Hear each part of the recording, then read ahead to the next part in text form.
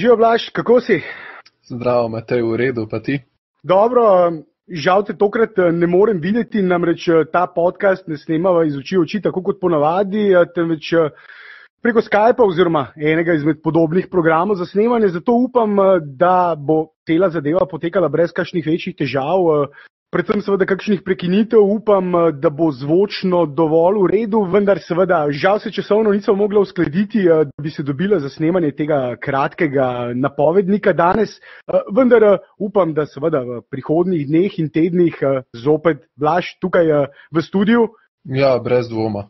No, pa da ne bom izgubljal časa s tehnikalijami, se kar posvetiva tej zgodovinski tekmi, zgodovinski priložnosti za našo reprezentanco. Pravzaprav je bilo na tem turnirju že nekaj teh zgodovinskih priložnosti za našo reprezentanco in to je le še ena v vrsti. In morda bi te, Blaž, za začetek takole vprašal, se strinjaš s tem, da je to morda največji uspeh slovenskega športa oziroma kam rangiraš to vrstitev finale Eurobasketa v seveda zgodovini slovenskih športnih uspehov, ki je na eni strani kratka, vendar precej bogata? Ja, jaz bi takole rekel, če bomo osvojili zlato medaljo na Eurobasketu, bi jaz to označil kot največji uspeh slovenskega športa v zgodovini, kajti košarka je drugi najbolj popularni šport na svetu. Spremljajo ga v bistveno več državah kot recimo rokomet, kjer smo tudi dosegali odlične rezultate in vsa čast fantom v rokometni reprezentanci, ampak se mi zdi, da glede na odmevnost in tudi glede na napovedi, kajti Slovenija letos ni bila v tako ozkem krogu favoritov za medalje, kot recimo so vsakič rokometaši, je že v bistvu uvrstitev v finale izjemen uspeh in bi rekel, da je to en izmed najodmevnejših uspehov, tako kot si tudi ti že napisal, mislim, da na naš Facebook profil, ampak z osvojitvijo zlate medalje, z osvojitvijo evropskega naslova v drugem najbolj popularnem športu na svetu, mislim, da je to brez precedensa.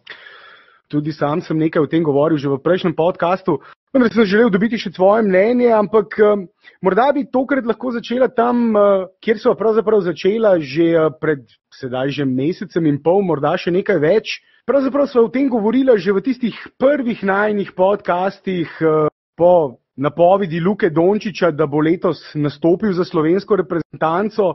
Sva nekaj govorila o konceptu Kokoškova, o tem, kako v to reprezentanco vpeljal Dončića, kako ga bo uporabil.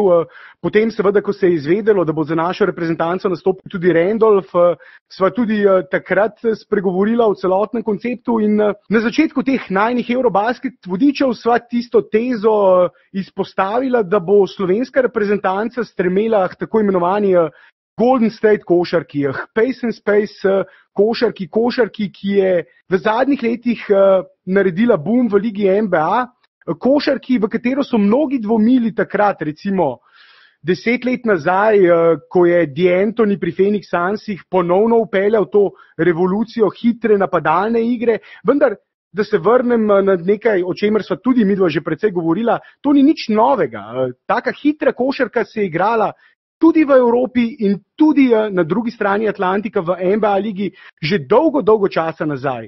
V Evropi in tudi v ligi NBA se je recimo v tih igrala napadalna košarka. Poznamo takrat v takratni Jugoslaviji izide tekem Italiji, takrat morda najmočnejši evropski ligi. Hitra napadalna košarka, kjer smo bili priča izjemnim strelskim dosežkom. In prav tako recimo v NBA ligi Showtime Lakersi prav tako dominirali z hitro napadalno košarko. Zato ta košarka, s katero je D'Antoni tam 2004-2005 začel pri 7 Seconds or Less Sunsih, pri katerih je celoten napad stremel k temu, da se zaključi v prvih 7 sekundah.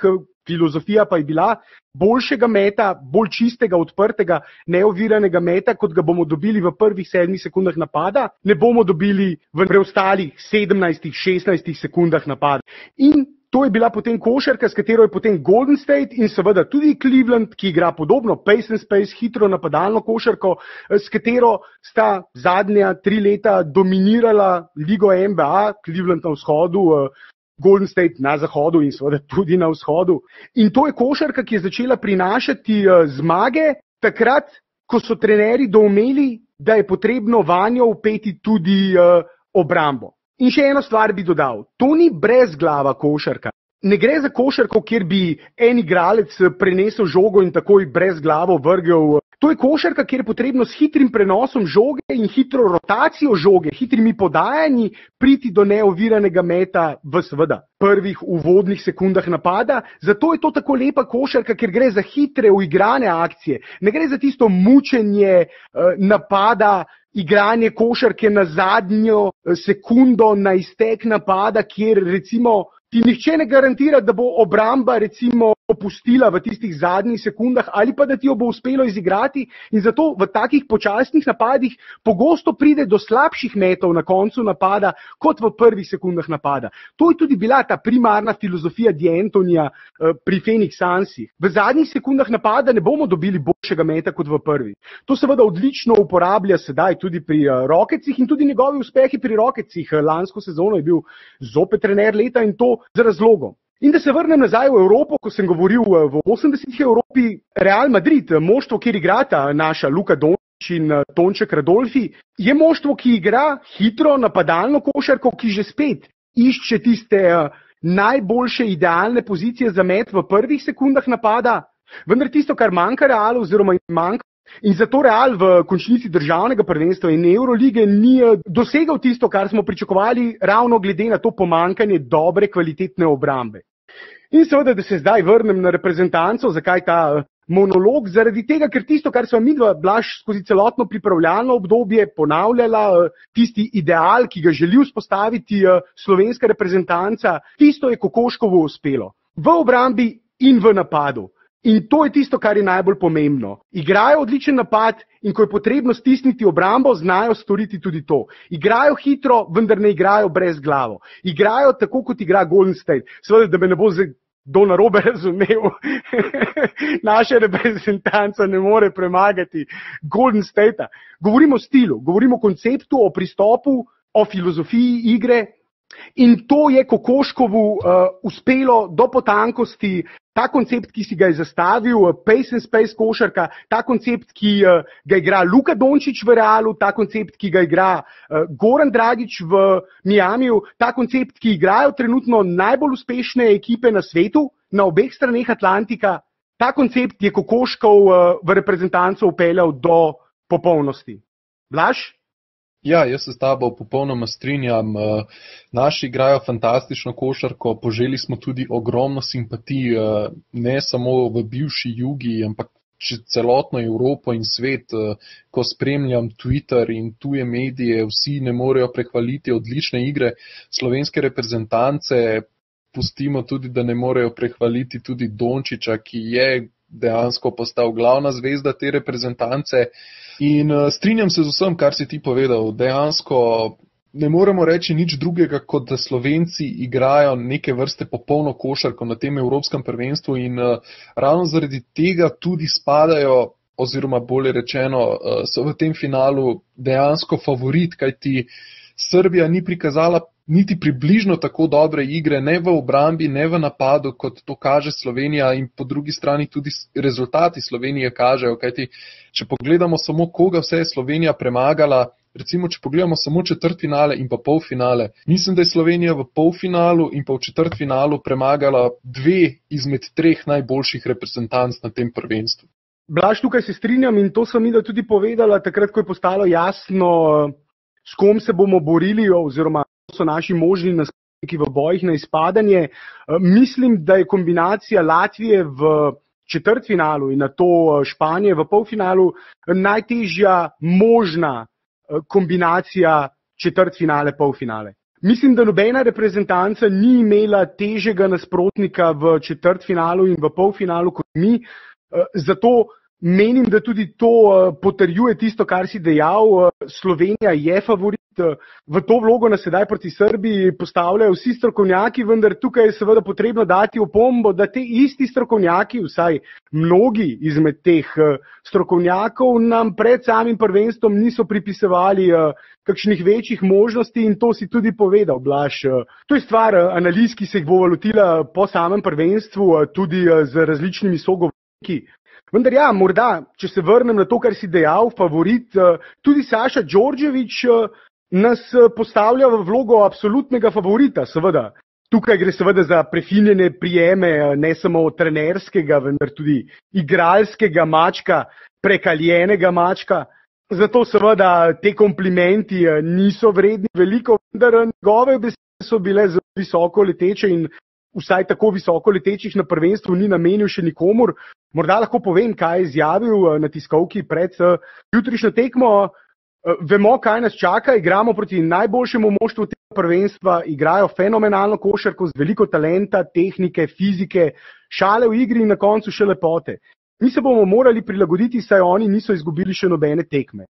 Že v slačilnici smo se pogovarjali o Sloveniji in njihovih kvalitetah. Tekma proti njim bo zelo zahtevna, oni pa bodo imeli dan počitka več, kar je lahko na koncu ključno. So najbolje pripravljena ekipa na prvenstvu, imajo izjemne atlete na zunanjih položajih, ki so razigrani, samozavestni in poletni. Oni so absolutni favorit.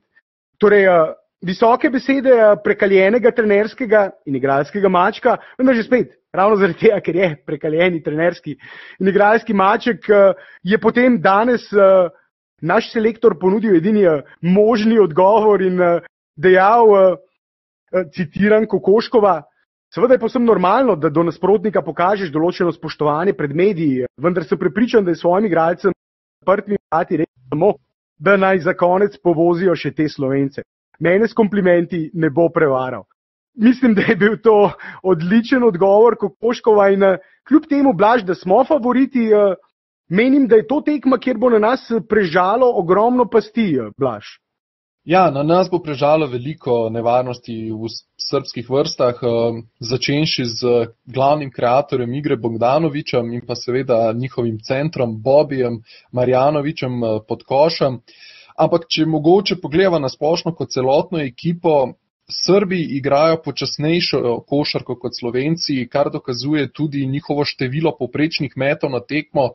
Vržejo nekaj več kot 58 metov, medtem ko Slovenci vržemo 65 metov na tekmo, kar je bistveno večja razlika.